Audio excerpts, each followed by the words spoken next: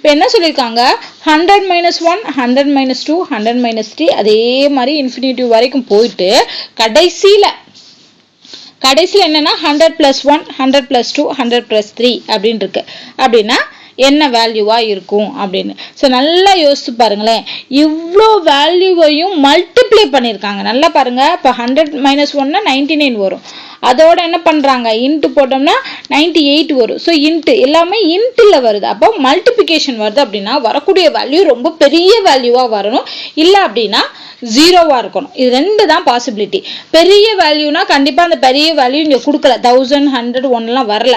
ஆனா என்ன வர்றதுக்கு சான்ஸ் இருக்கு, ஜீரோ வர்றதுக்கு சான்ஸ் இருக்கு. எப்படி சான்ஸ் இருக்கு அப்படின்னு பாத்தீங்கன்னா, இப்ப 0 - 3 அடுத்து என்ன வரும், 4, 5, 6, 7 வரும். அது எல்லாமே 100ல மைனஸ் பண்ணிக்கிட்டே வருவாங்க.